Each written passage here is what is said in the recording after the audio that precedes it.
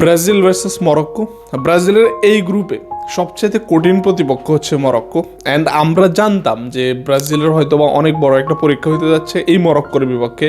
And Brazil খুব ভালো একটা শেপ নিয়ে ওয়ার্ল্ড কাপে আসে নাই, অনেক কন্ট্রোভার্সি, অনেক ব্যাড পারফরমেন্সের মাধ্যমে এই ওয়ার্ল্ড কাপে আসছে। অ্যান্ড আমরা কোনো একটা পয়েন্টে যাই ভাবছি হয়তো বা মরক্কোর বিপক্ষে ব্রাজিল ভালো কিছু কইরা আমাদেরকে সেটা জবাব দিবে যে ব্রাজিলের মধ্যে ভালো একটা কম্বিনেশন আছে, ব্রাজিলের ভালো প্লেয়ার আছে, ব্রাজিলের এক্সপেরিয়েন্স আছে, ব্রাজিলের কাছে নতুন কোচ কার্লো আনচেলত্তি আছে। Maybe now there will be a change, Brazil একটা ভালো পারফর্ম করবে। যেখানে গত ওয়ার্ল্ড কাপে মরক্কো পর্তুগালকে হারাইয়া সেমিফাইনাল খেলছে, এই ওয়ার্ল্ড কাপে মরক্কো খুবই ভালো একটা টিম হিসেবে ওয়ার্ল্ড কাপে আসছে।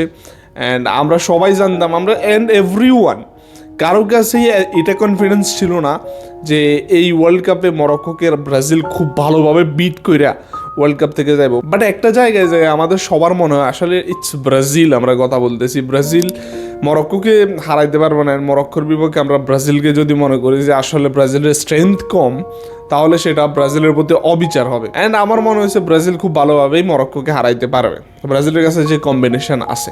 বাট মরক্কো আমারও ভুল প্রমাণ করছে।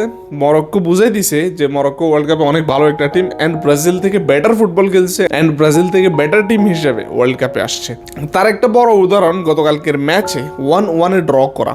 এটা আসলে 1-1 ড্র না, এটা মরক্কোর জয়। ব্রাজিল যে গতকালকের ম্যাচে 4-5টা গোল খায় নাই, এটা হচ্ছে ব্রাজিলের সবচেয়ে বড় সৌভাগ্যের ব্যাপার।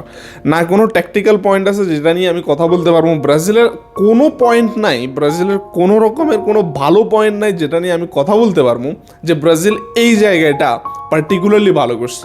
এক ভিনি ছাড়া আমি কোনো একটা প্লেয়ারকে দেখি না যে আসলে খুব ভালো একটা পারফর্ম করছে আমাদের এক্সপেকটেশন অনুযায়ী। বিশ্বাস করেন এই টিমে, এই ব্রাজিল টিমে প্রত্যেকটা প্লেয়ার ওয়ার্ল্ডের বেস্ট টিমে খেলে অ্যান্ড বেস্ট পারফরমেন্সগুলো দেয়। বাট আনফর্চুনেটলি আমাদের কাছে এই প্লেয়ারগুলা ন্যাশনাল টিমে ভালো পারফর্ম করে না। আমি রাফিনিয়ার উপরে এত বেশি এক্সপেকটেশন রাখছি, অ্যান্ড রাফিনিয়া অলওয়েজ ভিনির থেকে বেটার ফুটবল খেলে ন্যাশনাল টিমে। বাট গতকালকে এই ম্যাচটাতে আমি জানি না রাফিনিয়া কি করতেছিল, একবার এইদিকে একবার ওইদিকে, বল যেখানে ওইখানে যাইতেছে, কিন্তু বলটা যদি পায় কি করবে জানে না। মানে সবগুলো প্লেয়ারের মধ্যে একটা নার্ভাসনেস কাজ করতেছে। মনে হয় যেন ব্রাজিল এই প্রথমবার ওয়ার্ল্ড কাপ স্টেজে আসছে, এই প্লেয়ারগুলো প্রথমবার ওয়ার্ল্ড কাপ স্টেজে আসছে, মানে এদের মধ্যে কোনো রকম ও মাই গড আমরা তো প্রথমবার আসছি, আমরা একটু নার্ভাস। অ্যান্ড একটা প্লেয়ার মনে হয় জেড ল্যাগ কাটে নাই, ব্রাজিল থেকে গতকালকে আসছে নিউ ইয়র্কে, ওখানে তাদের ঘুমের একটা ভাব আছে, এখনো জেড ল্যাগ কাটে নাই। মানে এমন একটা অবস্থা, এদের মধ্যে নার্ভাসনেস, এদের মধ্যে খেলা জেতার জন্য যে একটা এনথুজিয়াজম, একটা এনার্জেটিক, একটা পাওয়ারফুল ফুটবল খেলা উচিত, এদের মধ্যে কোনোটাই দেখা যায় না। মানে মনে হচ্ছে যেন আমার কাছে বল আসতেছে, আমার কাছে বলটা আসুক, আমি ওইটা নিয়ে একটু হালকা দৌড়ামো, এরপর ওদেরকে দিয়ে আসবো। ব্রাজিল গতকালকে প্রমাণ করে দিছে এই ওয়ার্ল্ড কাপে ব্রাজিল কতটুকু ফেভারিট অ্যান্ড কতটুকু যাইতে পারে ব্রাজিল। আমার মনে হয়েছিল ব্রাজিল মেবি সেমিফাইনাল পর্যন্ত যাইতে পারবো, বাট এইভাবে যদি ফুটবল খেলে ব্রাজিল গ্রুপ স্টেজও পার করতে পারবে না।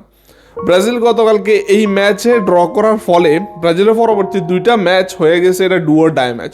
ভাই আপনি ব্রাজিল, আপনি হয়তো বা গ্রুপ স্টেজ ক্রস করতে পারবেন, বাট আপনার গ্রুপ চ্যাম্পিয়ন হওয়াটা খুব ইম্পর্টেন্ট। এইভাবে ফুটবল খেললে আপনি গ্রুপ চ্যাম্পিয়ন কখনো হইতে পারবেন না। আপনার এখন তাকায় থাকতে হবে মরক্কোর দিকে, মরক্কো কয়টা স্কোর করতেছে, আপনাকে হাইতির বিপক্ষে বড় একটা স্কোরে ম্যাচ জিততে হবে, আপনাকে অন্য টিমদের বিপক্ষে বড় স্কোর কইরা তারপরে আপনাকে পর রাউন্ডে যেতে হবে।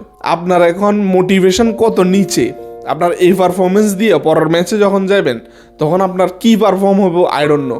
অ্যান্ড আমরা আশা করি, আই হোপ নেইমার পরের ম্যাচে অ্যাভেলেবেল হবে। ভাই বিশ্বাস করেন এই টিমে এক নেইমারের ছাড়া কারোর উপরে ন্যূনতম বিশ্বাস করতে পারবেন না।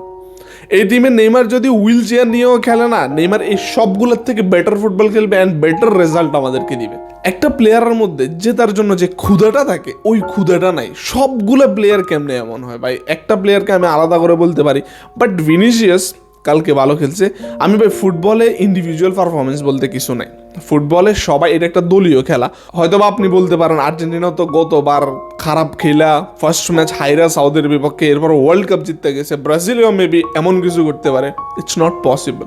আর্জেন্টিনা কিভাবে ফুটবল খেলছে অ্যান্ড কিভাবে গোলগুলো কনসিড করছে, এরপরে আর্জেন্টিনা কিভাবে কোন শেপে ওয়ার্ল্ড কাপে আসছে, ওই ম্যাচের পরের থেকে আর্জেন্টিনা কিভাবে ইমপ্রুভ করছে, ওগুলো তো আপনার দেখতে হবে। ব্রাজিলের ম্যাচের মধ্যে না আছে কম্বিনেশন, একটা প্লেয়ার আর একটা প্লেয়ারকে মানে বুঝেই না কে কোথায় পাস দিতেছে, কে কোথায় দাঁড়ায় হারাইতে হবে, কারে কি ইশারা দিচ্ছে, নোবডি আন্ডারস্ট্যান্ড, এভরিওয়ান ওয়াজ ক্লুলেস। মানে এইভাবে যদি কম্বিনেশন হয় দলের মধ্যে একটা আন্ডারস্ট্যান্ডিং থাকতে হয়, একটা বন্ডিং থাকতে হয়। আর এই পুরো দলটা কোথাও থেকে আসছে, কেউ পুরো এই 11 জনের যে টিমটা দিছে কালকে, এই টিম মিলে কখনো ব্রাজিল একসাথে একটা ম্যাচও খেলে নাই। তো দলের মধ্যে কম্বিনেশন থাকবে কোথায়? ট্রেনিং সেশনে আমরা দেখছি কুনিয়া, দানিলো আর এখানে অ্যালেক্সান্দ্রো নিয়ে ম্যাচ শুরু করছিল, বাট গতকালকে ম্যাচের আগে স্কোয়াডে এদের কেউই নেই। মানে একটা সারপ্রাইজ কল ছিল ইগোর থিয়াগো একজন প্রপার নাম্বার 9। আমাদের খুবই মনে হয়েছিল যে ব্রাজিলে হয়তো বা প্রপার নাম্বার 9 দিয়ে যেহেতু খেলাইতেছে, ভালো কিছু স্কোর করার জন্য কার্লো আনচেলত্তি প্ল্যান নিয়েই নামাইছে ওরে।